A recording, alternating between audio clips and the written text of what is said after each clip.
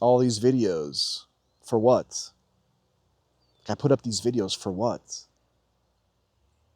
Hoping that people are gonna watch it. It's like, does it even matter?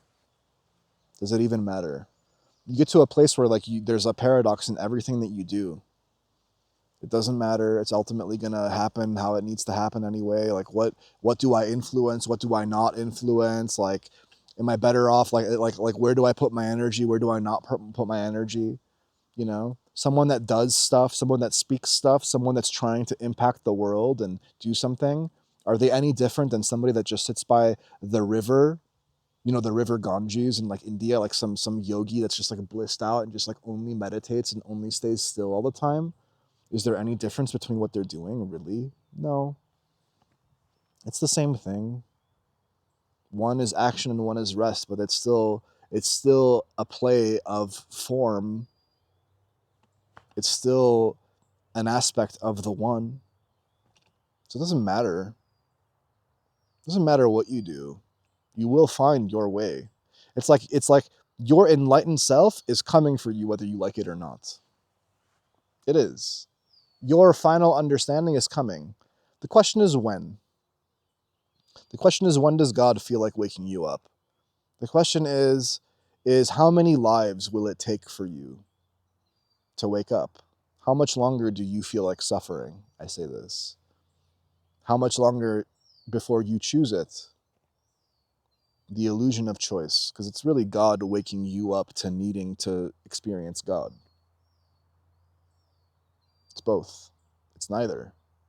It's the great irony and the great paradox of life itself. It can only be that because the mind is dual.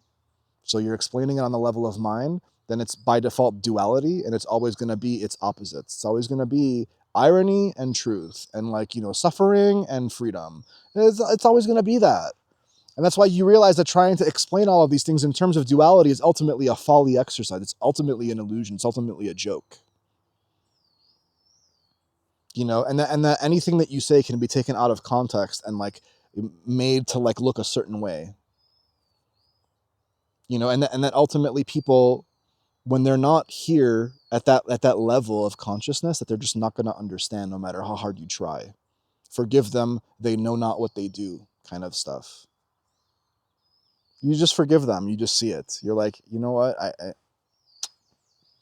It is how it is. It's going to play out however it needs to play out. There's only so much one individual can do. And at the same time, there's so much that an individual can do when you've tapped into this truest power. It's all a miracle, man. And we take it for granted, this life. Because we're so embedded in it. We're so enmeshed with this life and this suffering that we can't see the true nature of what's going on and how miraculous all of it is. And the people that are telling you how free and liberating and fun and miraculous life is, they sound fucking delusional and insane to you. Because you're like, how can it be that way when all I exist in is suffering and just nonsense? And yeah, if all you're experiencing is suffering all the time, you're logically going to think it's all fucking evil and suffering shit. There's no such thing as God, because God wouldn't create all this suffering. It's like, dude, you have no fucking clue. You have no clue. Well, then why is there the murderer, and why is there the rapist, and why is there somebody suffering, and why are the children going hungry, and why? It's like, come on, man. This is elementary shit. It really is. Go read Buddhism. Life is suffering. Very simple. And any suffering that comes out of it is it's all it is. It's all suffering till you wake up. Is there anything more simple than that? Simple idea. Life is suffering. You wake up out of your suffering. What more is there? What are you not understanding? No, but there's people dying and there's people this. Is that suffering? Yes. Oh, okay. Then that's what that is. Well, how do you wake up from it? Oh, now you start delving off into the way more difficult shit.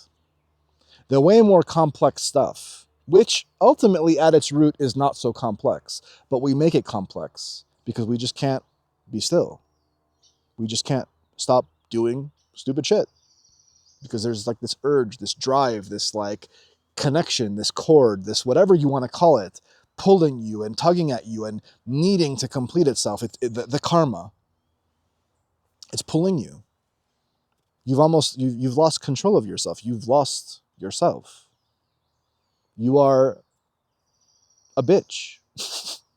Life has made you a bitch. You're a bitch to life. You're a bitch to your things. You're a weak bitch. You are. But that's okay, man. I was a bitch too. I fully accept my bitchiness, my bitchness. It's all good. It's beautiful. But that's what you are. It's what everyone is. If you are lost chasing after stuff, and like when I say stuff, it makes it sound like it's just like, physical things. No, man. Stuff is anything. Stuff is experiences. Stuff is thoughts. Stuff is knowledge. Stuff is power. Stuff is lust. And lust is an all-encompassing thing. It's not just lust meaning like sexual. Lust for power, lust for things. Lust means like you derive your sensual self, your like essence, you derive that in things. You're lusting after this stuff. It's like you're like, ugh, it completes me. I want to have sex with this like thing, It's not even like a person anymore. It's just this object. You get horny for things. You go shopping, you're like, oh my god, those shoes are so fucking hot. Ugh. And you're like coming on yourself over this fucking shoe that you bought. How fucking delirious are you? How much of a bitch are you that you think that those shoes or that fancy watch or that mink coat or anything, your Nike Air Jordans or your fancy car or your house, this thing holds any power to you?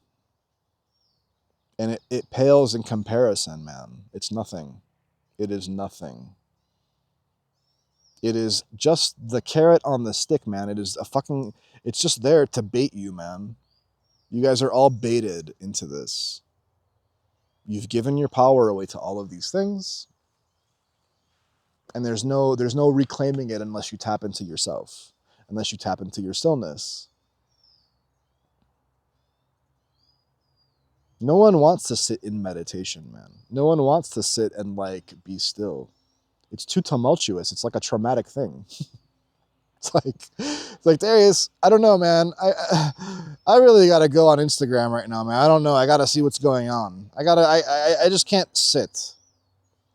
Like if you guys were to hang out with me and we were just gonna sit in the living room, you'd expect one of two things. You'd be like, Darius is gonna entertain me and talk about stuff. Or I'm gonna like be on my phone to fill the time between what Darius is talking about. And like if I just sat there and it was just stillness and I was looking at you and you were looking at me, you'd be so uncomfortable because you wouldn't like know what to do with yourself. You wouldn't be at ease. You wouldn't be just comfortable in your own skin, just sitting and looking at me and looking at you. You'd be like, oh man, I gotta go on my phone. Like, you're like, if I put my phone up here, like, can I hide myself from like this current moment? So what everyone's trying to do all the time. Everyone's afraid to look at another person in the eyes. There's no confidence. There's no strength. There's no, because everyone's so insecure. And if you look at somebody, you're staring at them and you're a creep, or like this weird shit. Like everyone's projecting their own personal insecurities onto other people's behaviors and ways of being. And it's all stupid. We're all fucking stupid, man. We're all bitches. We all are. Like, reclaim yourself, man. Please.